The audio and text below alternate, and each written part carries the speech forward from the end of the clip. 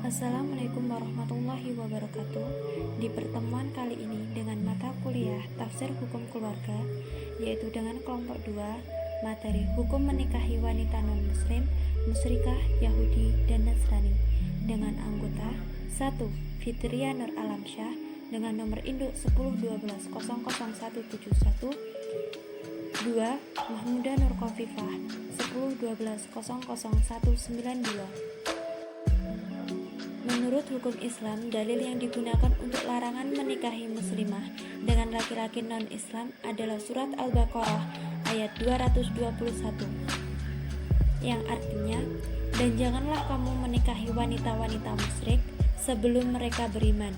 Sesungguhnya wanita budak yang mukmin lebih baik dari wanita musyrik, walaupun dia menarik hatimu. Dan janganlah kamu menikahi orang-orang musyrik dengan wanita-wanita mukmin sebelum mereka beriman. Sesungguhnya budak yang mukmin lebih baik dari orang-orang musyrik, walaupun dia menarik hatimu. Mereka mengajak ke neraka, sedangkan Allah mengajak ke surga dan ampunan dengan izinnya." Maksudnya, wanita muslimah dilarang atau diharamkan menikah dengan non-muslim apapun alasannya. Jika seorang muslim memaksakan dirinya menikah dengan laki-laki non-Islam, maka akan dianggap berzina. Bagaimana dengan laki-laki muslim menikahi perempuan ahli kitab? Yang dimaksud dengan ahli kitab di sini adalah agama Nasrani dan Yahudi, agama yang disebut dengan agama Samawi. Hukumnya boleh dengan dasar surat Al-Maidah ayat 4, yang artinya, "Pada hari ini dihalalkan bagimu yang baik-baik makanan sebelihannya."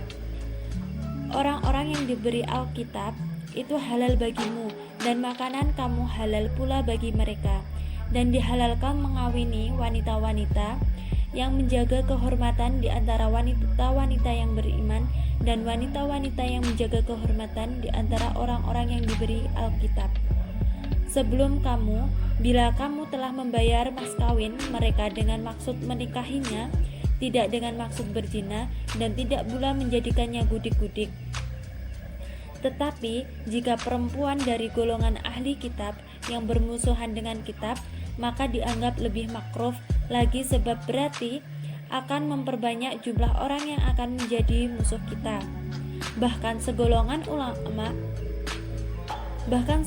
ulama memandang haram nikah dengan perempuan ahli kitab yang memusuhi dalam syariat Islam. Pernikahan tersebut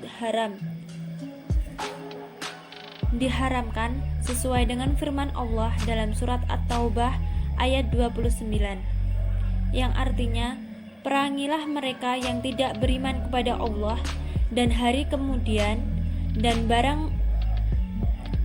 beragama dengan agama yang benar dari orang ahli kitab, sehingga mereka membayarkan jizyah atau bisa disebut dengan pajak dari tangannya dengan merendahkan diri."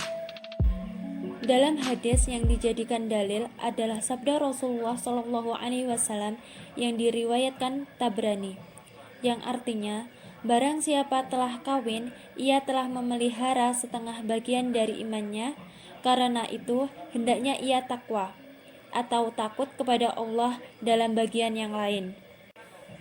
Pandangan ulama tentang bedanya agama jika menikah dicetuskan dalam Majelis Ulama Indonesia (MUI) dalam Musyawarah Nasional II pada tahun 1980 telah menetapkan fatwa tentang pernikahan beda agama. MUI menetapkan 2 keputusan terkait pernikahan beda agama. Yang pertama, para ulama di tanah air memutuskan bahwa perkawinan wanita muslim dengan laki-laki non-muslim hukumnya haram. Kedua, seorang laki-laki muslim diharamkan mengawini wanita bukan muslim. Ditetapkan dalam Muhtamar ke-28 di Yogyakarta pada akhir November 1989. Ulama NU dalam fatwanya menegaskan bahwa nikah antara 2 orang yang berlainan agama di Indonesia hukumnya tidak sah. Majelis Tahrij dan Ta'did PP Muhammadiyah juga telah menetapkan fatwa tentang pernikahan beda agama. Secara tegas, ulama Muhammadiyah menyatakan bahwa seorang wanita muslim dilarang menikah dengan pria non-muslim. Ulama Muhammadiyah pun menyatakan nikah beda agama juga dilarang dalam agama Nasrani atau agama-agama yang lainnya yang tidak sepada.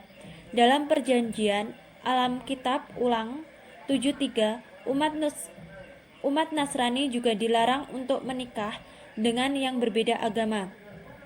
Sebagaimana dalam Undang-Undang Nomor 1 Tahun 1974 Pasal 2 Ayat 1 juga disebutkan bahwa pernikahan adalah sah apabila dilakukan menurut hukum masing-masing. Dalam arti beda agama, beda aturan, dan kepercayaan itu sendiri yang sudah dipercayai. Jadi, kriteria sahnya perkawinan adalah hukum masing-masing agama yang dianut oleh kedua mempelai.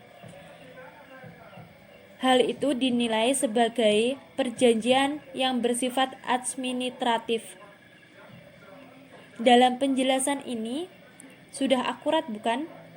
Karena bahwasanya dari kutipan di atas bahwa seseorang yang menikah dengan non-muslim adalah haram bagi syariat Islam, ulama, dan pendapat-pendapat lainnya. Sekian presentasi dari kelompok 2. Jika masih terdapat banyak salah kata, kami mohon maaf yang sebesar-besarnya. Akhiran, summa salam, wassalamualaikum warahmatullahi wabarakatuh.